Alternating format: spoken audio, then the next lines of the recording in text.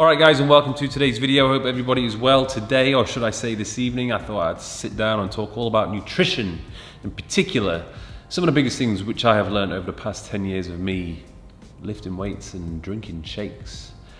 Because let's face it, when it comes to nutrition, there's a hell of a lot of information to digest. Some of it doesn't really make sense, and some of it often leaves you more confused than you were in the first place. So I'm just going to try and break it down and make things as simple as possible for you guys.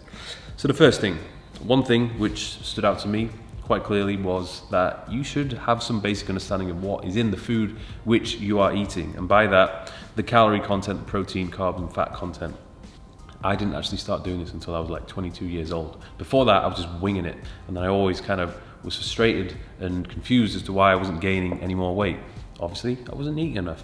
Now, you don't have to be the type of person that tracks your macros and calories every single day for every single meal, but you should have some basic understanding of it. So at least when you're just kind of looking at a meal, you will understand what roughly the calorie content is going to be and the macro breakdown and so on. Like at this point now, I am not calculating and tracking my macros all the time because I've done it for years. I did it for years in my mid-20s. I have a very decent idea of what is in the food which I'm eating. So I know now if I'm going to be over-consuming or under-consuming. I can just kind of gauge it. Second point, and that is calories. Your calorie intake for the day is going to have the biggest effect when it comes to you either building muscle or losing body fat.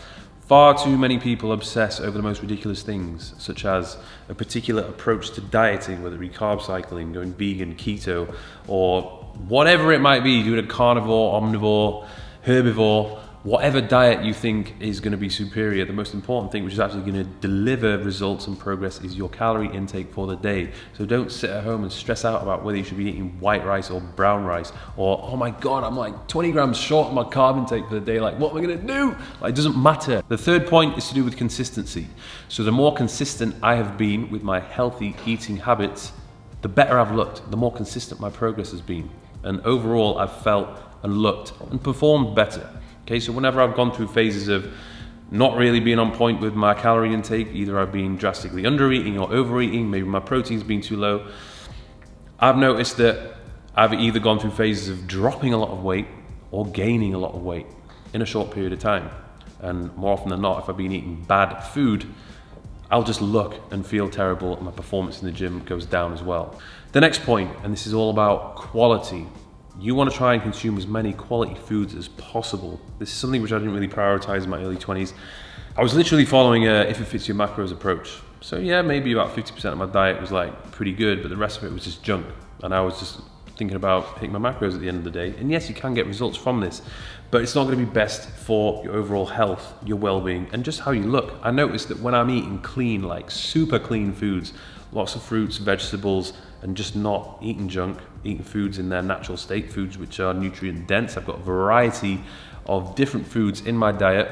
I look good and I feel good. My brain is like firing. It's like on point. I'm energetic, I'm alert. And even my skin just looks better. I just look like I'm glowing. I have so many people ask me like, oh, drop the skin routine. What's the skin routine? I'm like, well, I don't really do anything for my skin. I like to eat clean foods and avoid junk food. And you know, before you know it, I don't have any spots. I'm not like puffy or bloated or anything like that. So you are what you eat. So prioritize as much as possible eating the highest quality foods that you can do. The next point, cheat meals. Now, I have had my fair share of cheat meals over the years, and I'm no stranger to having a dirty, filthy, greasy, sugary, calorie-dense session of eating. But as I've got older, I've come to the realization that most of the time it's just not worth it. When you have a cheat meal, you're getting a very temporary, sensual experience in your taste buds. And it only lasts for a couple of minutes, 10 minutes, whatever it might be. There's a whole host of negative side effects that come after that cheat meal, which I just think is not even worth it anymore. So for me, when I have a dirty cheat meal, what happens? Well, afterwards, I get a slump in energy. I'm usually way too full because I've overeaten. So not only do I feel like crap, but I've eaten way too many calories and I've overconsumed over the day. I also find that the following day, I have a food hangover. I have the puffiest face ever. I notice that in the gym, I'm like out of breath. I feel like crap.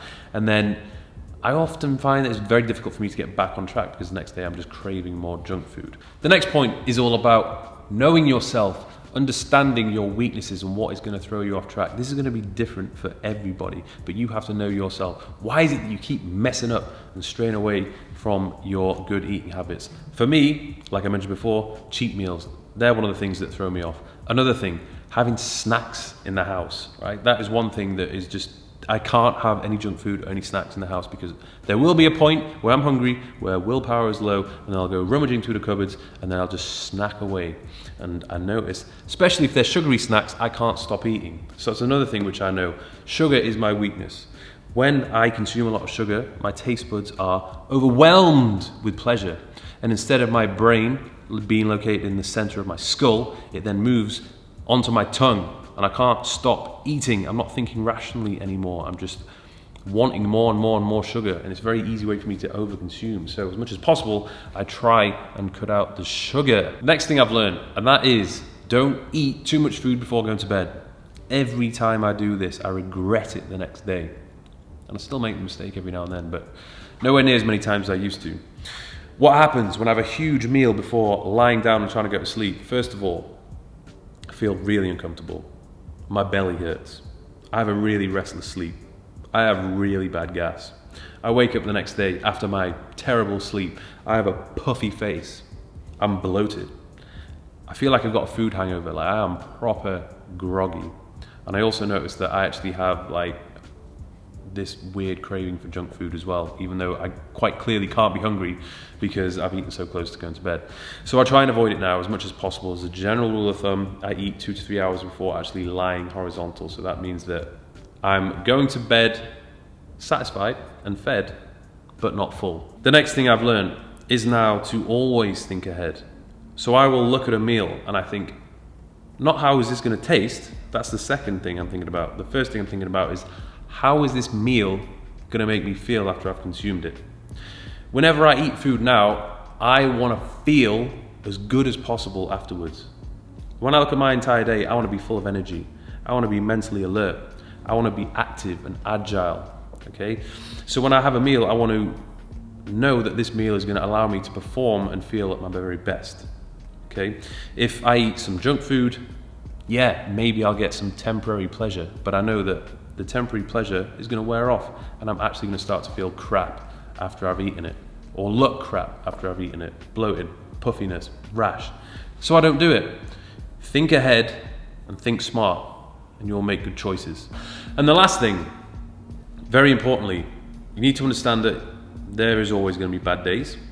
We are going to slip up every now and then. We are going to deviate from our good eating habits, but the key is to minimize the amount of bad days you have. Okay, so instead of having a bad couple of days, or a bad week, or a bad month, we just want to have like one bad day, okay? And if you only have a couple of bad days throughout the year, then that's really not going to have many negative effects on your overall progress. So try keep the bad days to an absolute minimum, right? And figure out a way that you can get back on track as soon as possible. So that is that, folks. Some of the biggest things which I've learned about nutrition over the past 10 years. Obviously, there's a hell of a lot more I've learned, but they're the things which stood out to me most when I kind of just sat down and thought about it. So hopefully you guys don't make those mistakes and you can apply some of these good routines as much as possible so that you continue to make progress and not mess up and gain fat or lose weight, whatever it is that you're trying to not do. So that's that. I hope you enjoyed it. Give it a thumbs up if you have. Make sure you subscribe to my channel if you haven't already, and I'll see you in the next video.